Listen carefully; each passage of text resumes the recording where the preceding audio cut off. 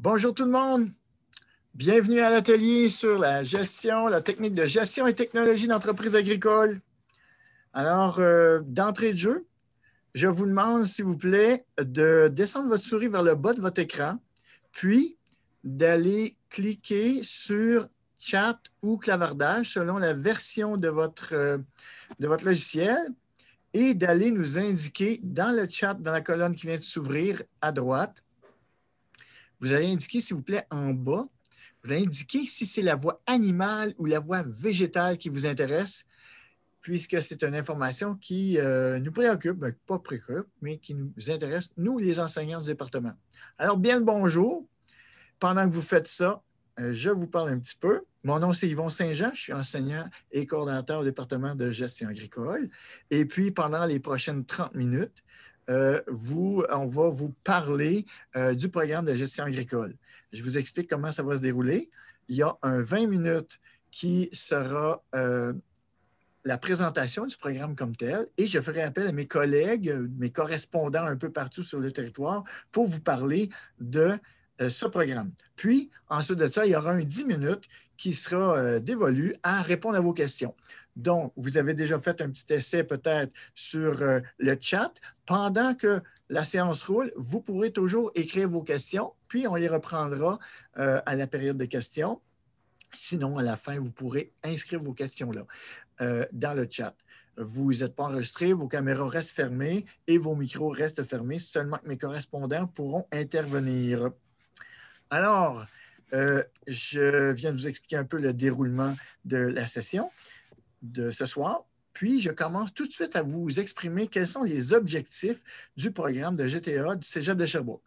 Alors, d'abord, ce qu'on vise à faire, c'est d'avoir des entreprises qui peuvent évoluer avec une saine gestion. C'est important d'avoir une rentabilité d'entreprise. On est un programme de gestion.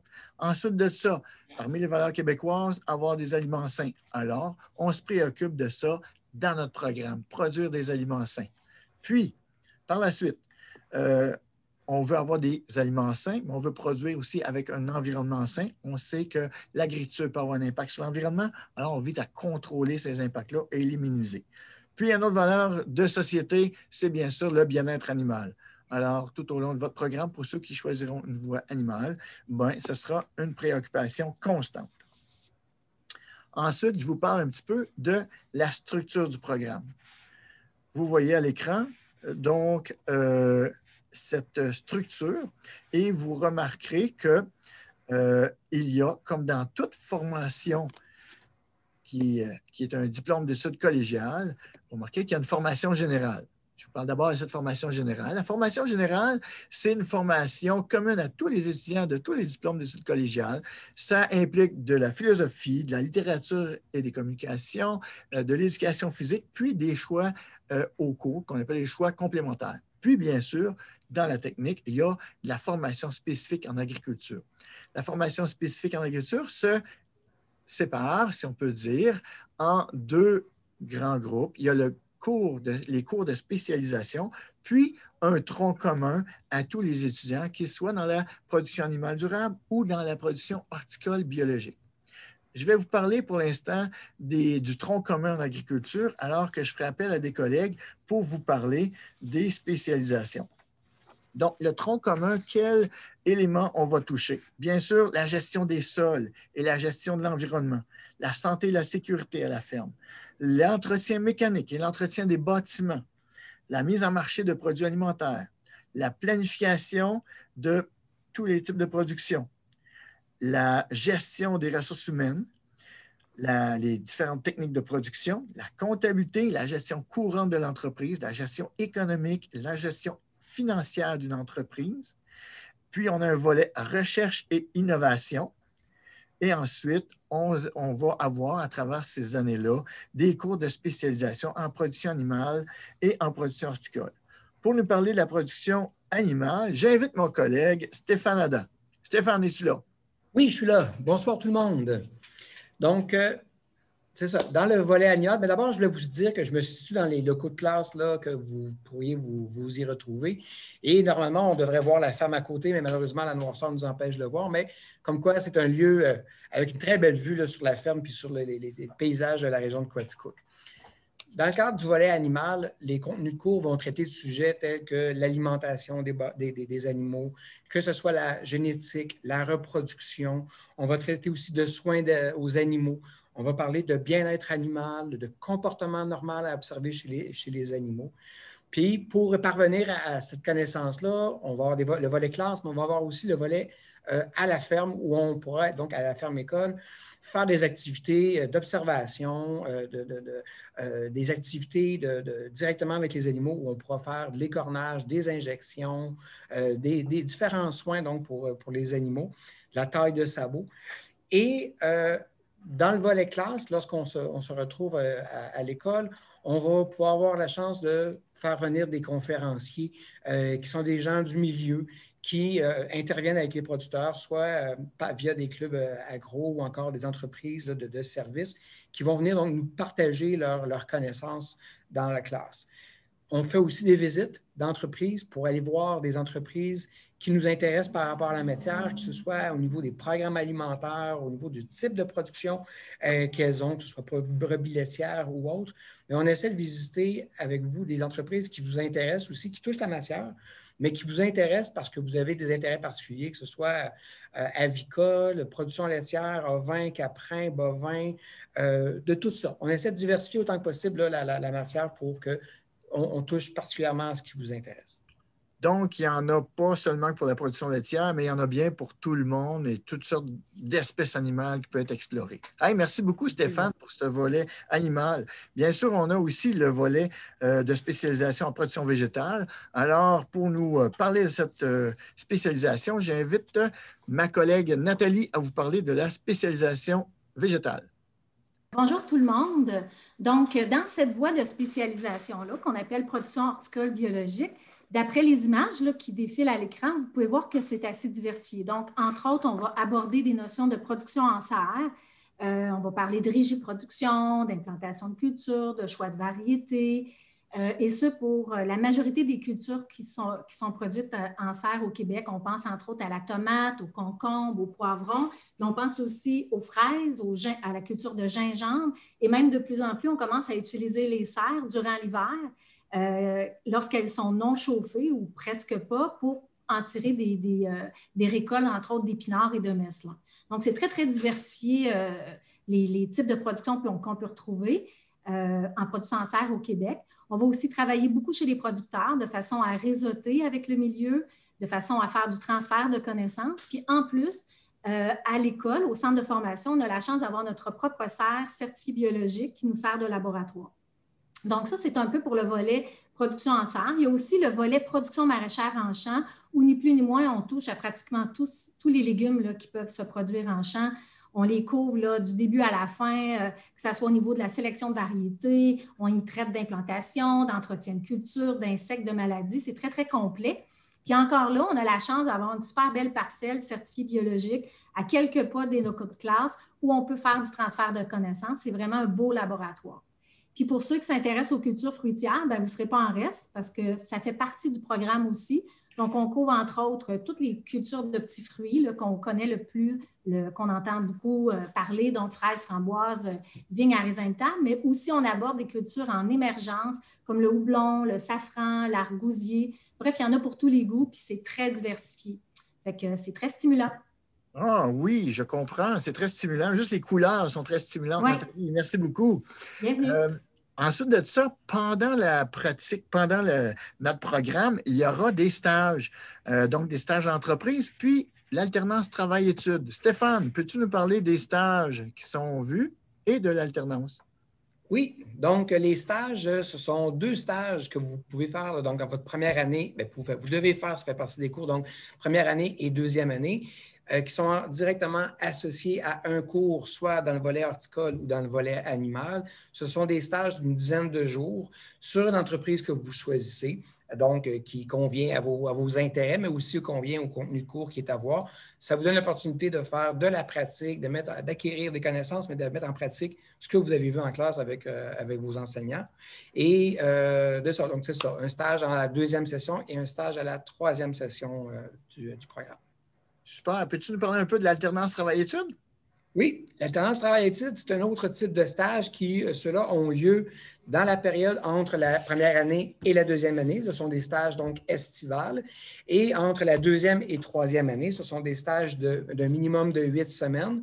Encore là, donc, ce sont des stages à deux volets, soit un stage de production où vous choisissez une entreprise, encore là, de votre intérêt, mais qui vont vous permettre de mettre en pratique les connaissances acquises, donc au champ, donc dans le quotidien, voir avec l'entrepreneur, le propriétaire d'entreprise, ce qui est directement des tâches liées soit aux productions végétales ou animales, faire les tâches quotidiennes là, et connaître un peu mieux ce que c'est qu'une entreprise agricole. Ça, c'est le premier stage. Le deuxième, c'est un stage plus professionnel où vous suivez quelqu'un du milieu pour connaître un peu c'est quoi le métier de producteur agricole. D'accord, merci Stéphane. En fait, ces stages d'été-là, l'alternance travail-études, ça devient l'emploi étudiant pour l'étudiant puisque ces stages-là sont rémunérés, si je ne me trompe pas. Exact. Contrairement à ceux dans le stage associé au cours, ces stages-là d'été sont rémunérés. Super. Merci. Nathalie, je ferai appel à toi pour nous parler du projet fin de session. Oui, bien, avec plaisir. Le projet fin de session dont vous voyez le logo à l'écran, qui est magnifique d'ailleurs, c'est un beau projet qui a été mis en place par le département il y a quelques années, dont le but, c'était vraiment de créer un lien entre la plupart des cours du programme, puis de faire vraiment comme une intégration des connaissances, des notions, tant au niveau de la production que de la gestion, puis d'intégrer tout ça dans un projet qu'on a nommé justement fin de session, dont la finalité, c'est la production de légumes biologiques qui sont destinés à la communauté étudiante du Cégep de Sherbrooke. Donc, nous autres, ce projet-là, il est super intéressant parce qu'il donne un sens, d'une part, à la formation, mais il permet d'être en cohérence avec nos valeurs qui sont de promouvoir l'agriculture durable puis aussi l'achat local. C'est un autre de nos beaux projets là, au département dont on est fiers. Oui, puis là, je vous ai entendu parler de stages pendant les cours stages, l'alternance travail-études, le projet fin de session. Ça veut dire qu'il y a plein de pratiques dans notre programme. Un étudiant qui n'aurait pas beaucoup de pratiques agricoles avant d'arriver dans le programme, il trouverait quand même sa place. Ah, sans problème. La portion pratique fait partie intégrante de notre formation. Puis je pense que tant en animal qu'en horticole, on se fait vraiment un devoir d'en faire le plus possible là, pour justement aller capter l'intérêt des étudiants. D'ailleurs, si on voit la prochaine diapo, s'il vous plaît, il y a une vidéo qui s'affiche ici. On ne verra pas ce soir, mais je vous encourage, participants, à aller voir cette vidéo. Vous la trouverez sur le site de notre page, sur le site du Cégep, sous l'onglet Gestion et technologie d'entreprise agricole. Allez voir cette étudiante qui nous parle de l'aspect pratique de sa formation. Et on continue. Je vais vous parler maintenant, moi-même, des lieux de formation. Alors, il y a plusieurs lieux de formation. Je vous en parle de 3. Premièrement, le Cégep de Sherbrooke, c'est le campus principal où vous aurez de la formation générale qui sera offerte là. Vous avez ensuite de ça, pour certains cours, la ferme expérimentale. C'est la ferme expérimentale d'Agriculture Canada à Sherbrooke, anciennement Lennoxville, où vous fréquenterez ce site-là pour certains cours pratiques. Et il y a ensuite le CRIFA, le Centre régional d'initiative et de formation agricole, qui est à Coaticook. C'est notre lieu principal d'enseignement où vous aurez votre formation spécifique. Et cette école-là, ce centre-là, se situe sur une ferme. Donc, vous voyez le bâtiment ici, d'un côté, vous voyez dans le dos de Stéphane, mais il fait trop noir. De l'autre côté, vous voyez à clarté ici, de l'autre. Et cette école-là est construite sur cette ferme-là. Donc, pour des cours très pratiques, on peut donner des heures en classe. 10 minutes après, on est au champ et puis on est en application. C'est super intéressant. Cela dit, c'est pas ce seul site-là que vous fréquenterez. On vous a parlé de stage, donc vous aurez à chercher des entreprises de stage. On va vous aider à trouver ça. Et puis, pendant les cours, il y a beaucoup de visites d'entreprises qui se fait aussi. Donc, on visite plein de milieux super intéressants puisqu'on les choisit toujours pour vous. Donc, on continue à une prochaine parce que vous avez remarqué que gestion et technologie d'entreprise agricole, ça parle de gestion et ça nous amène vers l'aspect entrepreneuriat de ce programme-là. L'aspect entrepreneuriat est assez important, puis je remarque même que le journal La Tribune en a fait un article sur des projets menés par les étudiants. Joël, Peux-tu me parler de ce projet-là sur l'entrepreneuriat? Oui, dans le fond, en deuxième année, les étudiants ont l'opportunité, dans le cadre de leur parcours scolaire, de faire un projet entrepreneurial. Ce projet-là se réalise sur 2 sessions, donc la session d'automne et la session d'hiver. À l'automne, ils planifient le projet. En fait, ils décident d'abord quelle production ils veulent faire. C'est un travail qui se fait en équipe. Puis, ils planifient toutes les étapes du projet jusqu'au mois de fin novembre où ils doivent présenter ce projet-là à une institution financière pour avoir du financement. Au terme de cette démarche-là, qui est très stimulante, les étudiants, lorsqu'ils débutent la session d'hiver, doivent démarrer leur entreprise pour de vrai. Donc, on n'est pas dans le fictif. Les étudiants démarrent des petites entreprises, que ce soit, puis là, la production peut varier. J'ai eu des étudiants qui ont produit des lapins, d'autres des transplants, des productions fruitières, donc des insectes. Donc, selon les intérêts des étudiants, ils démarrent cette entreprise-là. Puis là, ils réalisent toutes les étapes de réalisation d'un projet, que ce soit la comptabilité, que ce soit la mise en marché et aussi, évidemment, les étapes de la production. Donc, l'intérêt d'un projet comme ça, c'est que ça permet vraiment d'intégrer à la fois les compétences de production dont nous a parlé Nathalie et Stéphane, mais également les compétences de gestion qu'on voit dans le cadre de ce programme-là. C'est un projet très stimulant qui emballe vraiment les étudiants de deuxième année. Mais j'en doute pas. Avec ce projet-là, ils ont vraiment les mains dedans, là. Ensuite de ça, l'entrepreneuriat, ça se poursuit en troisième année. Puis là, j'aimerais que mon collègue Dominique nous parle de cette troisième année. Oui, ça va me faire plaisir. En fait, là, justement, en dernière année de programme, vous allez avoir la chance, je vais avoir la chance, en fait, de vous enseigner les cours plans d'affaires 1 et 2. Pendant ce cours-là, en fait, à partir même de vos objectifs personnels et professionnels, vous allez avoir la chance d'évaluer la rentabilité de votre propre projet, en fait, là, puis dans la production de votre choix surtout, là. Et au niveau des productions, je vous dirais, les possibilités sont énormes. Il y en a toujours qui vont aller vers des productions un peu plus conventionnelles, des productions plus connues. Mais j'ai eu aussi, dans les dernières années, là, des projets là, qui étaient vraiment dans des productions qu'on pourrait appeler un peu plus marginales. À titre d'exemple, j'ai eu des dossiers, en fait, qui m'ont été présentés dans les abeilles. J'ai eu aussi les ébus, j'ai eu les chèvres, les lapins, les vignes. J'ai aussi les insectes, là. En fait, il y a plusieurs possibilités, là. On va vraiment faire un travail sérieux ensemble, là, puis juste pour vous illustrer ça, tous les ans, il y a quand même plus qu'un étudiant qui prend carrément là, le document qui est produit en classe puis qui le présente à une institution financière. Puis grâce à ce travail-là, là, ça lui permet d'obtenir le financement pour réaliser son rêve, en fait, là, soit d'être propriétaire d'une entreprise agricole. Wow! Super. Fait que cette formation nous amène vraiment vers une fin, vers un but, un objectif. Et puis là, c'est bien beau, on le fait en classe. Ce n'est pas tout le monde qui va s'établir tout de suite en finissant. Mais en gros, il faut se poser la question, c'est quoi les perspectives d'emploi? Et là, je demande à mon collègue Simon de nous parler des perspectives d'emploi quand on finit ce deck-là. Ah oui, bonjour à tous. C'est ça, Yvon, pour répondre à ta question, c'est quoi les possibilités d'emploi avec ton deck en gestion agricole? Mais un peu comme Dominique, ce qu'il disait, ben c'est ça, tu peux premièrement partir ta propre entreprise ou encore, on peut reprendre ou collaborer à l'entreprise familiale. Parfois aussi, il y a des entreprises qui sont sans relève et qui cherchent de relève, c'est qu'il y a des jumelages qui peuvent être faits. Mais si jamais ce volet-là, il vous intéresse moins, mais il y a toujours le volet technologue qui est para-agricole. Mais avec cette voie-là, on peut travailler pour des compagnies privées, soit les suivis de champs, les suivis d'alimentation animale, le suivi de production des animaux. Il y a aussi au niveau du ministère de l'Agriculture qu'on peut travailler dans les clubs d'encadrement, les syndicats de gestion pour l'analyse des finances ou des productions des fermes laitières. Aussi dans les banques, parfois comme directeur de compte, il y a plein d'ouvertures là, au niveau de l'emploi en agriculture. Super. Puis je vois à l'écran là, que ça dit près de 100% de placement. Fait que finalement, là, même comme emploi de technologue, il y a autant de diversité que le métier d'agriculteur lui-même. Super intéressant. OK.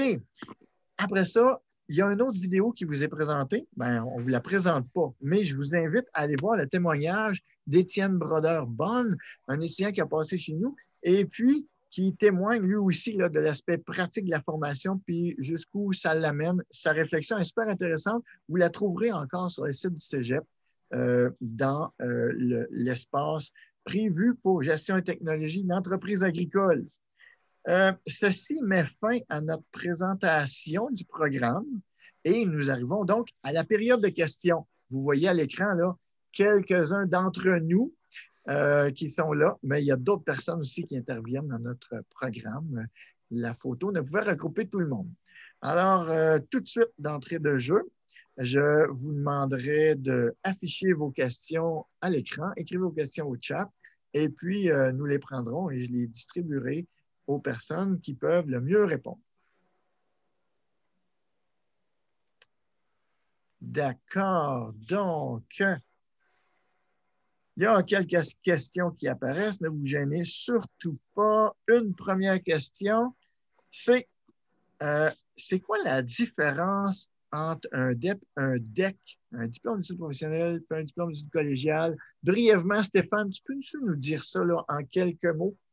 Oui, bien, le programme professionnel vise d'abord et avant tout à former des ouvriers, des gens qui sont prêts et capables de faire les tâches du quotidien, l'alimentation, la traite, etc., ou les travaux au champ. Tandis que le DEC, ben c'est ça, mais on additionne à ça l'aspect gestion, c'est-à-dire l'aspect être capable de superviser, de planifier, d'encadrer, maximiser là, les ressources de l'entreprise. Puis Stéphane, quelqu'un là qui déciderait à l'automne ou qui sera déjà inscrit peut-être dans un diplôme d'études professionnelles en production animale ou en production horticole, il pourrait-tu rentrer en GTEA chez nous? Tu dirais plutôt que d'aller au professionnel? Non, mais admettons qu'il est déjà au professionnel. Il y a un diplôme d'études professionnelles. Y a-t-il un lien entre le diplôme d'études professionnelles? Y a-t-il un passage, une passerelle vers le diplôme d'études collégiales? Oui, il y a une passerelle. Donc, les cours que vous avez faits ou que vous pourriez avoir fait au DEP vous seront reconnus. Vous aurez des cours crédités au niveau du DEC, ce qui allégera vos sessions. Et oui, c'est ça. Donc, vous allez pouvoir être reconnu dans votre formation que vous avez suivie. OK, merci beaucoup. Quelqu'un demande, est-ce que cette technique pourrait mener à des études universitaires? Alors, d'entrée de jeu, je vais vous répondre moi-même puisque je connais la réponse. Oui. Donc, il y a des étudiants qui choisissent de venir faire un DEC pour ensuite aller à l'université. Ce que ça vous donne, c'est une expérience plus pratique que ce que vous auriez le temps de faire dans un bac à l'université. Et puis, vous pouvez entrer. Donc, il y a déjà des correspondances qui sont faites, des passerelles qui sont pensées, entre autres avec l'Université Laval pour plusieurs programmes, puis aussi avec l'Université McGill, le Collège McDonald, ceux qui connaissent plus cette institution-là. Donc, c'est possible de rentrer là et ça va vous économiser des crédits qui vont vous être reconnus dans votre formation collégiale. Est-ce qu'on a une autre question qui apparaît? Oui, alors, il y a quelqu'un qui demande, est-ce qu'on peut avoir des bourses ou des subventions avec la complétude de ce programme-là? Et là, je ferai appel à mon collègue Dominique pour répondre à cette question-là. Oui, définitivement. En fait, là, si vous désirez démarrer une entreprise agricole ou reprendre le relais, en fait, là, de l'entreprise qui pourrait appartenir à des parents, une entreprise existante, en fait, là, il y a deux types de subventions. Il y a des subventions pour des gens qui travaillent à temps partiel à l'extérieur puis qui en font aussi une certaine occupation au niveau agricole. Des subventions qui peuvent atteindre jusqu'à 25 000 là, dans le cadre d'une personne qui est à temps partiel. Puis quand on est à temps plein, la définition de temps plein, c'est-à-dire que la personne n'a pas besoin de sources de revenus extérieures. Tous les revenus agricoles là, sont capables de faire face en fait aux dépenses dans l'entreprise, aux paiements et aussi là, de pouvoir rémunérer là, la personne en question. On parle de subventions de 50 000. C'est énorme. Là. Puis ça, c'est strictement réservé en fait aux gens qui ont une formation en agriculture. Puis le GTEA est beaucoup primé par rapport à toutes les autres formations. Là. 25 et 50 000, c'est vraiment les maximums, alors que les autres niveaux, on parle plus des horizons de 10 et 20 000. Là, donc, ça coupe de plus que moitié, en fait. OK, super, super intéressant ça, Dominique. Merci beaucoup. Est-ce qu'on a d'autres questions? Ah, quelqu'un qui pose la question, c'est quoi l'incubateur d'entreprise maraîchère? Eh bien, l'incubateur, ici, je vous disais que l'école était située sur une ferme. Eh bien, la ferme, elle comporte un incubateur d'entreprise. Nathalie, tu pourrais-tu nous parler un petit peu de l'incubateur? Oui, l'incubateur d'entreprise maraîchère biologique de Quaticook, en fait, là, ça, c'est un autre beau projet, là, que, comme disait Yvon, là, qui est à quelques pas de nos locaux de classe, là, finalement. Ça a vu jour en 2008. Puis le but de l'incubateur, c'est vraiment de soutenir de façon au niveau technique des jeunes entrepreneurs, en fait, des entrepreneurs, là, des jeunes entreprises plutôt, là, qui sont en démarrage, les soutenir avec un côté technique pour les aider à démarrer, là, leur entreprise. Souvent, les premières années sont cruciales. Puis souvent, bon, les gens qui ont un nouveau projet veulent se faire la main un peu avant de se lancer complètement dans l'aventure. Fait que l'incubateur d'entreprise sert de pouponnière, si on veut, là, pour pouvoir démarrer un projet là, avec un risque financier quasi nul, là. Ils sont vraiment bien soutenus, bien encadrés. D'ailleurs, il y a quelques entreprises de la région ici en Estrie qui ont commencé leurs premières armes dans l'incubateur d'entreprise maraîchère biologique. Donc, c'est un autre beau projet. Ça lui permet, si je comprends bien, d'avoir accès à un lopin de terre pour démarrer leur entreprise, puis quand ils vont prendre de l'ampleur, puis fignoler un peu leurs compétences, leurs pratiques, ils vont pouvoir après ça déménager, puis ça lui donne du temps pour trouver un terrain. Exactement. Puis tout ça à une fraction de coût. C'est vraiment, vraiment pas dispendieux, là. Si on tient compte de toutes les infrastructures qu'ils ont à leur disposition, puis toutes les ressources qu'ils ont à leur disposition, c'est vraiment, vraiment une belle possibilité là, qui s'offre à eux. Donc, on est dans cet environnement-là. Oui. J'ai une autre question ici. Est-ce que votre programme est semblable à celui de Victoriaville? Pour répondre à ça, moi, je ferai appel à Joël. Ton micro.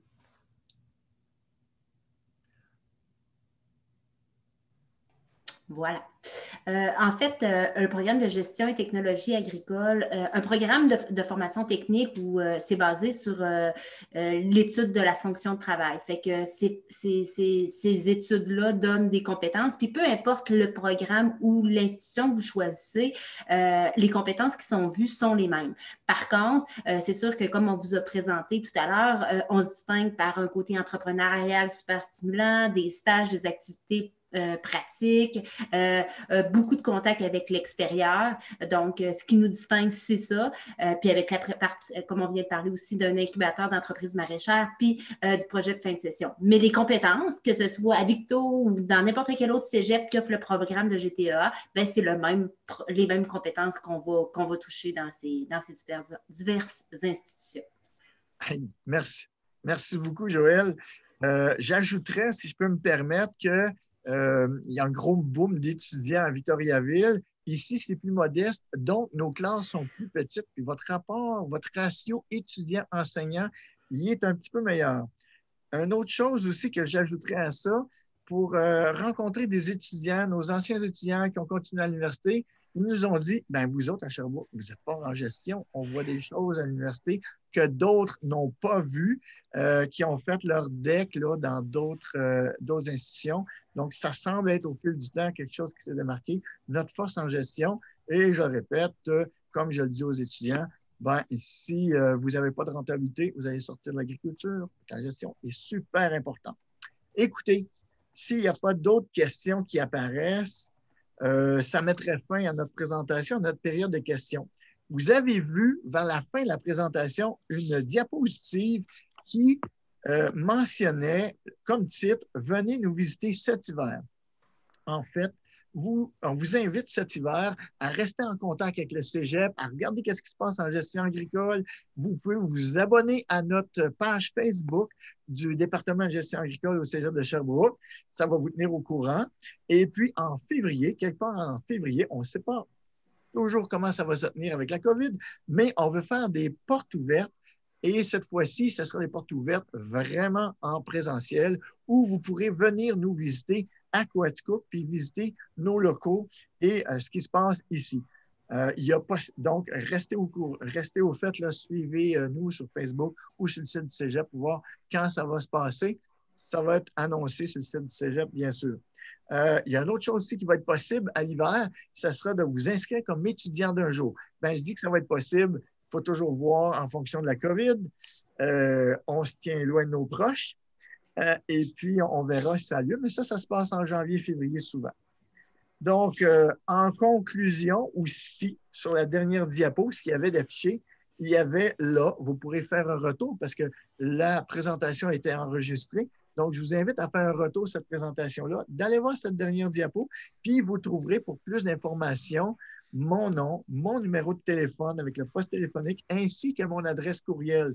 Alors, si vous avez toutes sortes de questions, ça me fera super plaisir de vous répondre à celles-ci. Donc, c'est ce qui conclut. Est-ce que mes collègues ont d'autres choses à ajouter? C'est beau comme ça. Je vous remercie, puis c'est un rendez-vous en février. Et si vous avez d'autres questions d'ici là, gênez-vous pas pour m'écrire yvon.saint-jean@cégeps-sherbrooke.qc.ca. Bonne fin de soirée.